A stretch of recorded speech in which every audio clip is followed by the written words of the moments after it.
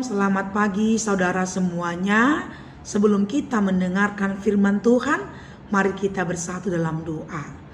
Bapa yang di sorga, kami bersyukur, berterima kasih atas kebaikan Tuhan dan penyertaan-Mu kepada kami. Kami beroleh berkat di pagi ini, kesehatan, nafas kehidupan, semua karena penyertaan, kebaikan, dan kasih Tuhan sajalah. Sekarang kami satukan hati untuk mendengarkan firman-Mu. Ya Bapa, bukalah hati dan telinga kami untuk mau mendengarkan firman Tuhan. Inilah doa dan permohonan kami. Dalam nama Tuhan Yesus kami berdoa dan mengucap syukur. Amin. Saudaraku, firman Tuhan pada pagi hari ini tertulis dalam kitab Ester pasal 9 ayat 22. Karena pada hari-hari itulah orang Yahudi mendapat keamanan terhadap musuhnya, dan dalam bulan itulah duka cita mereka berubah menjadi sukacita, dan hari perkabungan menjadi hari gembira, dan supaya menjadikan hari-hari itu hari perjamuan dan sukacita, dan hari untuk mengantar makanan, dan untuk bersedekah kepada orang-orang miskin. Demikianlah firman Tuhan. Saudaraku, pernahkah saudara merasakan selamat dari mara bahaya? Kalau orang Batak bilang melua sian permaraan, hampir saja tidak selamat, hampir saja nyaris tidak tertolong, hampir saja tidak sembuh. Bahkan yang paling parahnya adalah hampir neng mate. Alai moliate ma ala asin rohani de bata, holong dope rohani Tuhani, melua dope hita sian parmaraan. Dan tak jarang karena rasa sukacita itu, di orang Batak sering membuat pesta atau makan bersama, jalannya untuk berdoa, mengucap syukur kepada Tuhan karena melua sian parmaraan. Tentu saja ketika kita melua sian parmaraan, tentu saja ketika kita selamat dari mara bahaya, hati kita ini dipenuhi dengan rasa syukur, rasa sukacita, rasa kegembiraan yang tidak pernah bisa kita lupakan. Saudaraku, itulah yang terjadi di dalam kitab Ester pasal 9 dalam renungan kita hari ini. Umat Yahudi merayakan pesta Purim, di mana pada waktu itu mereka hampir saja nyaris tidak tertolong. Mereka hampir saja dibunuh mati oleh Haman karena ketidaksukaannya kepada Mordekai, yaitu saudara Ratu Ester. Haman memakai kekuasaannya untuk membunuh semua orang-orang Yahudi yang terbuang atau suku-suku Israel yang itu adalah saudara dari Mordekai, saudara dari Ratu Ester, untuk dia bunuh semuanya karena rasa benci Haman kepada Mordekai yang tidak mau sujud menyembah kepada Haman. Haman memakai kesempatan ini menunjukkan kepada si Mordekai betapa dia adalah orang yang dipandang, orang yang hebat, orang yang berkuasa sebagai tangan kanan Raja Ahasweros pada waktu itu.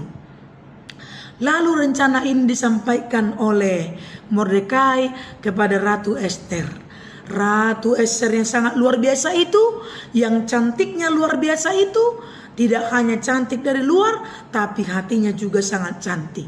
Dia pun ingin menolong sebangsanya orang Yahudi, menolong saudaranya si Mordekai, menolong orang-orang Yahudi yang ingin dibunuh mati oleh Haman. Tapi yang uniknya dalam hal ini adalah cara Ratu Ester untuk menolong umat itu tidak memakai kekuatannya, tidak memakai kesempatannya sebagai istri raja. Tapi kalau kita melihat dalam Ester 4, pasal 4, ayat 15 dan seterusnya, Ratu Ester berkata, dia menyuruh si Mordekai dan seluruh orang Yahudi untuk berpuasa 3 hari 3 malam tanpa makan, tanpa minum, dan berdoa kepada Tuhan untuk meminta pertolongan Tuhan atas umatnya.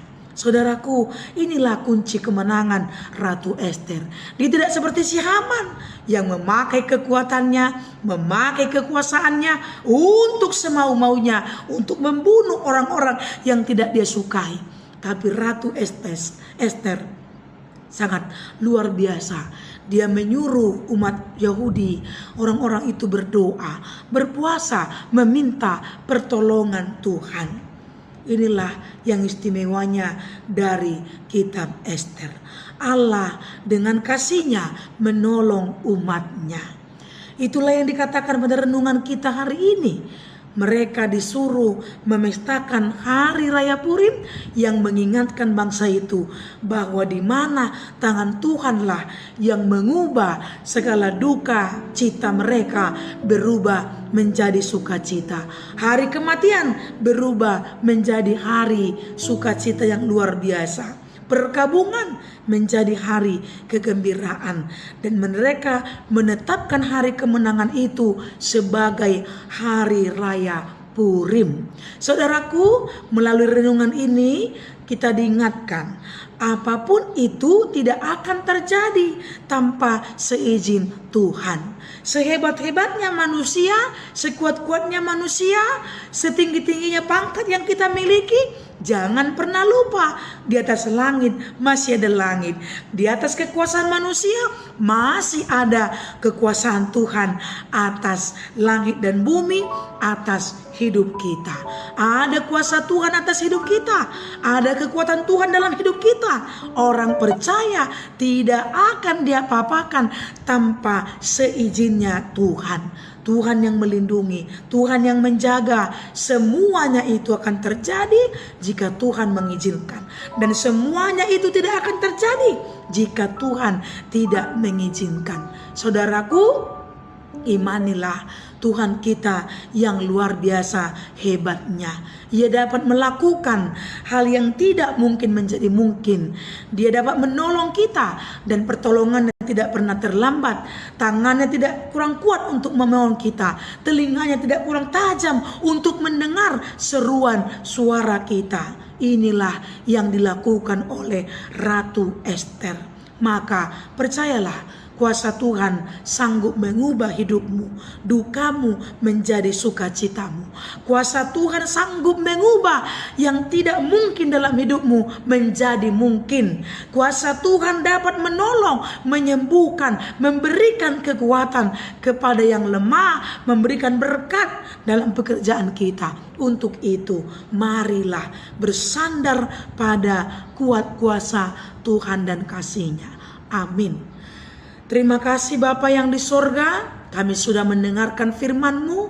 Berkatilah hati kami agar firman Tuhan yang kami dengarkan boleh menjadi berkat bagi kami semua yang mau mendengarkannya.